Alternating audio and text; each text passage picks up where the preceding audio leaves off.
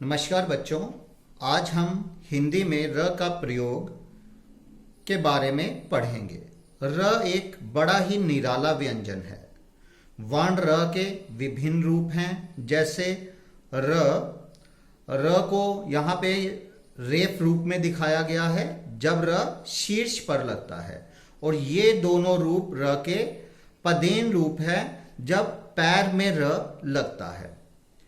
सबसे पहले हम करेंगे स्वर सहित र। स्वर सहित र का अर्थ क्या है कि र में अ जुड़ा हुआ है और र जो है पूर्ण है, वो आधा नहीं है।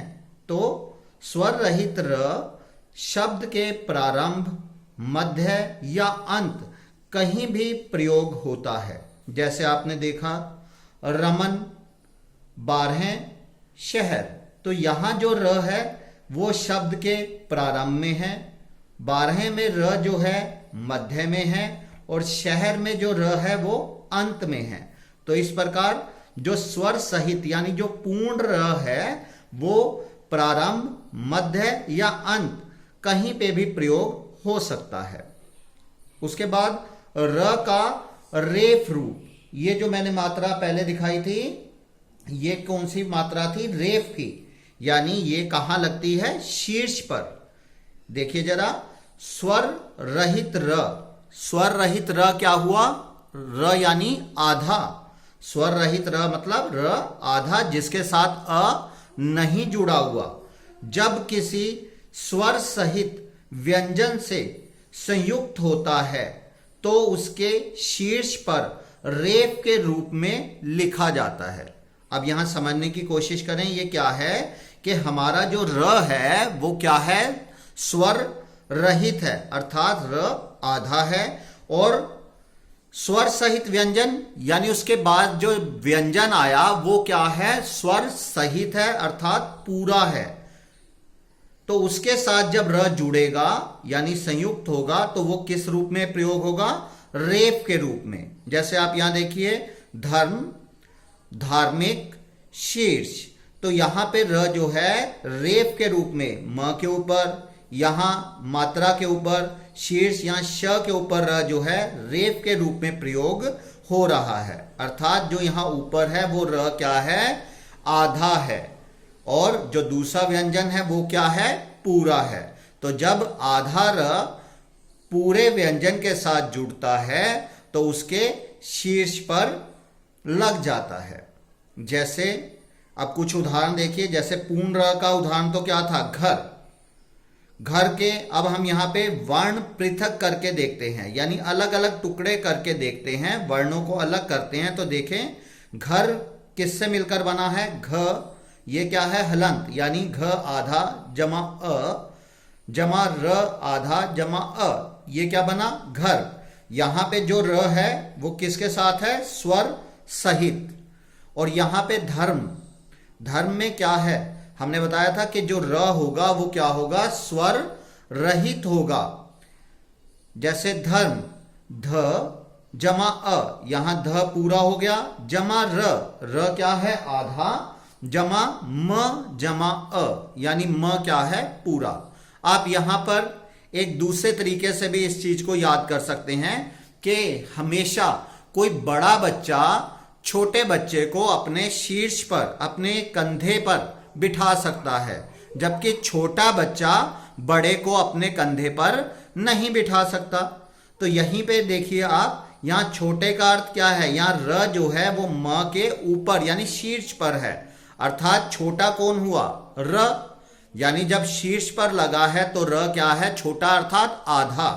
यहां पे देखिए र आधा है, और म क्या है? पूरा है। म इसमें बड़ा है यानी पूरा है। तो ध्यान दीजिए, र जिस वर्ण के ऊपर लगा होता है उससे पहले बोला जाता है। ये र की खासियत है, जब र रेफ के रूप में प्रयोग होता है तो जिस वर्ण के ऊपर र लगा होगा उससे पहले उसका उच्चारण होगा। जैसे यहां धर्म में था, म से पहले र का उच्चारण हुआ, शीर्ष, तो ये श से पहले र का उच्चारण हुआ, शीर्ष। तो यहां पे हमने बताया कि र जिस वर्ण के ऊपर लगा होगा उससे पहले बोला जाता है। हम लिखते हुए बहुत बार देखते हैं आशीर्वाद बहुत सारे बच्चे गलत कर देते हैं। जैसे यहां पर देखिए आ शी और यही मात्रा के साथ र वा द।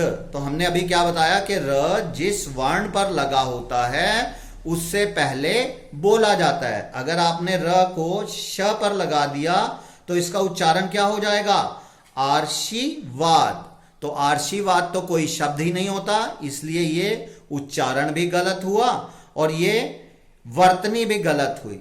तो सही आशीर्वाद क्या होगा? जब र किसके ऊपर होगा? व के ऊपर। तो व से पहले बोला जाएगा, यानी आशीर्वाद। तो ये जो आशीर्वाद की वर्तनी है ये सही है और ये गलत है।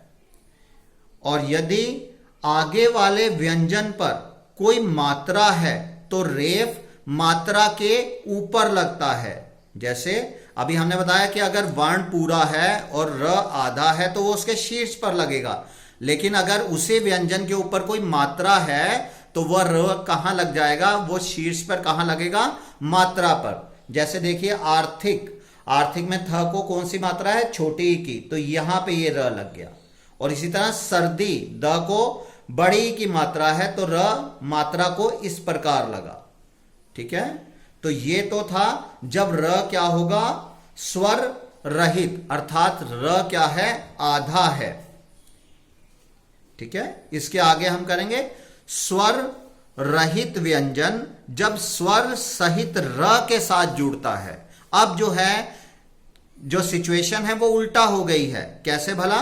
कि वहां पे र आधा था और व्यंजन जो उसके बाद था वो पूर्ण था, तब उन दोनों का मेल था। लेकिन यहां पे क्या है? स्वर रहित व्यंजन। स्वर रहित व्यंजन यानी जिस व्यंजन से र का मेल होगा वो व्यंजन क्या है? आधा। और जबकि र क्या है? स्वर सहित है, अर्थात र क्या है? पूर्ण है। तो इसके दो रूप बनते हैं। इस परिस्थिति में इसके दो रूप बनेंगे। एक बार र कैसे लगता है? इस प्रकार, और एक कैसे लगेगा? इस तरह से। तो ये र का कौन सा रूप हुआ?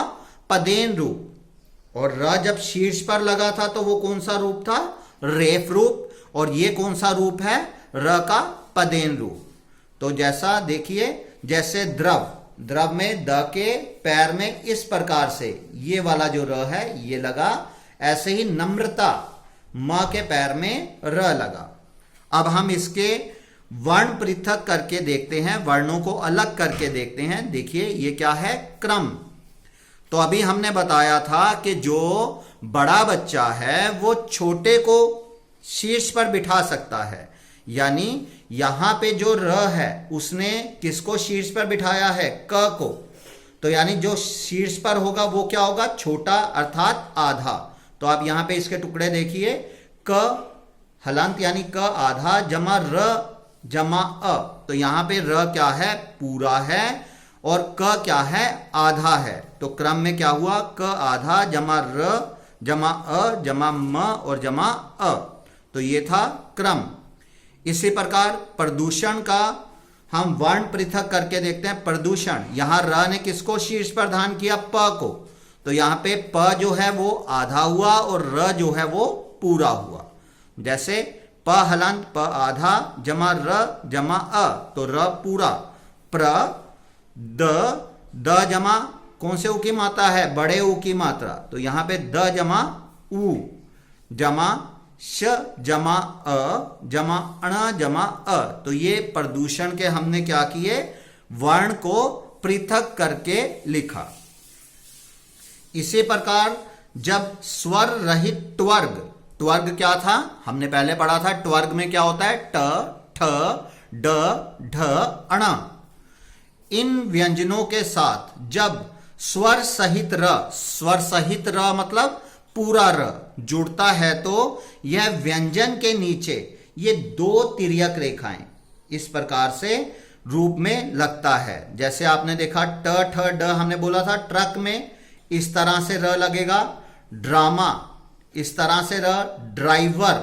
तो आप यहां से देखिए ये र किस प्रकार से प्रयोग हो रहा है? दो जुड़ी हुई तिर्यक रेखा के रूप में। अब यहां पे देखिए ट्रक, अगर हम ट्रक का वर्ण पृथक करेंगे तो ट हमने पहले ही बताया, यहां र ने क्या हुआ है, ट को शीर्ष पर धारण किया है, तो जो ऊपर है वो छोटा, तो ट क्या है, आधा, छोटे का अर्थ मतलब आधा, और र ने उठाया तो र पूर्ण है, पूर्ण मतलब र जमा अ, जमा क कैसे हुआ, क जमा अ, तो ये क्या हुआ, ट्रक का वर्ण हमने पृथक करके लिखा। इसी प्रकार राष्ट्र में देखिए, र जमा आ, श, श यहां पे क्या है, आधा, तो यहां पे श क्या हुआ, हलांत लगाकर हमने आधा कर दिया। फिर ट्र, तो ट में ट आधा और र जो है यहां पे पूर्ण है, र जमा अ, तो ये हमने ट्रक का राष्ट्र का वर्ण पृथक करके लिखा।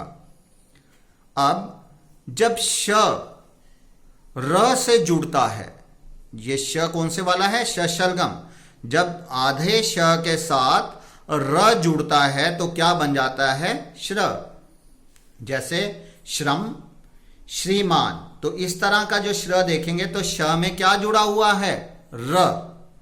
और इसी तरह कल हमने क्या पढ़ा था, हमने पढ़ा था री, तो जब श के साथ री जुड़ेगा तो क्या बनेगा, श्री, ये देखिए श्री इस तरह से लिखा जाता है, और ये श्र, र की जब आवाज है तो श्रम, ये क्या बनेगा, श्री, श्रृंगार, श्रृंखला।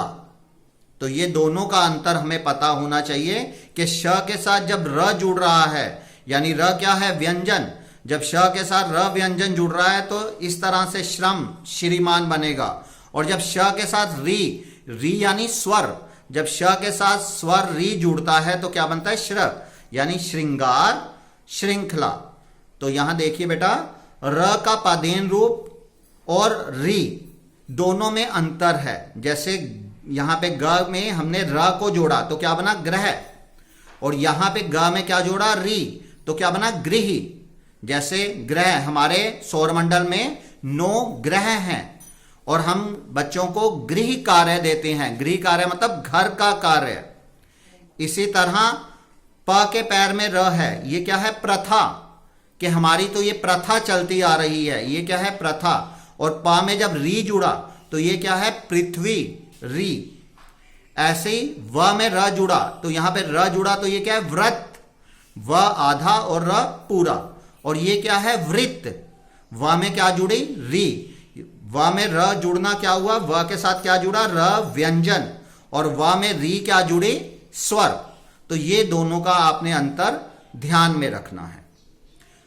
इसी प्रकार से ह में भी आपने देखा है कि बहुत सारे व्यंजन आपस में जुड़ते हैं। जैसे यहां पे ह आधा है और न पूरा, तो ह में इस प्रकार से ये न लिखा जाएगा।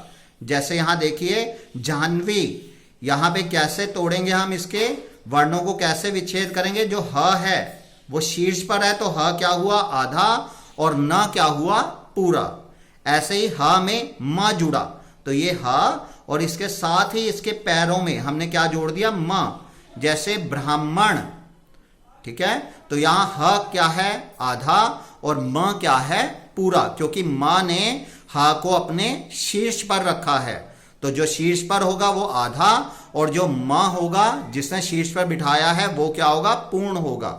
ऐसे ही ह में य, तो इस तरह से ह में ये य जुड़ा है। यहां देखिए ह में र, ये ह और ये र जुड़ा, ह्रास। ऐसे ही ह में व, तो ह के साथ इस तरह से ये अलग अलग व्यंजन जुड़े हैं। एक आप बहुत प्रयोग करते हैं हम, विद्यालय, आप इस तरह से लिखते हैं विद्यालय, तो अब यहां पे ये जो व्यंजन है ये आप कहेंगे ये तो कहीं दिखा नहीं। ये क्यों नहीं दिखा, क्योंकि ये संयुक्त है। इसमें क्या जुड़ा हुआ है, द और य, ये दोनों अगर जोड़कर लिख देंगे तो विद्यालय इस प्रकार लिखा जाएगा। और अगर हम इसे तोड़ेंगे तो कैसे होगा, वी, द आधा और य पूरा, या ल, विद्यालय। ऐसे ये देखिए द्वारा, अब यहां व ने किसको सिर पर धारण किया है, द को, तो द आधा व पूरा, द व र, इस तरह से हम द्वारा लिख सकते हैं। ऐसे यहां देखिए चिन्ह, ची, यहां पे ह, न ने किसको सिर पर धारण किया है, ह को, तो ह क्या है, आधा, और न क्या है, पूरा, तो ची ह को हलंत से आधा दिखा सकते हैं और न पूरा। इसी प्रकार यहां देखिए बेटा सिद्ध, यहां ध ने किसको शीर्ष पर धारण किया, द को। सी यहां ऐसे भी तोड़कर लिख सकते हैं, सी को ई की मात्रा, छोटी की मात्रा, द आधा और ध पूरा। और ऐसे ही द और य, जैसे अभी हमने बताया था, ये क्या बनता है, द्य। जैसे यद्यपि, जैसे यहां विद्यालय में था, इसी तरह यद्यपि। और अगर इसको हम तोड़ के लिखें तो द को हम हलंत लगाकर आधा और य पूरा, तो यद्यपि इस तरह से लिख सकते हैं। तो बेटा अगर हम इस रेफ को या र के विभिन्न प्रयोगों को और ये सारी बातों को अगर ध्यान में रखेंगे तो हमारी वर्तनी में कम से कम अशुद्धियां होगी। धन्यवाद।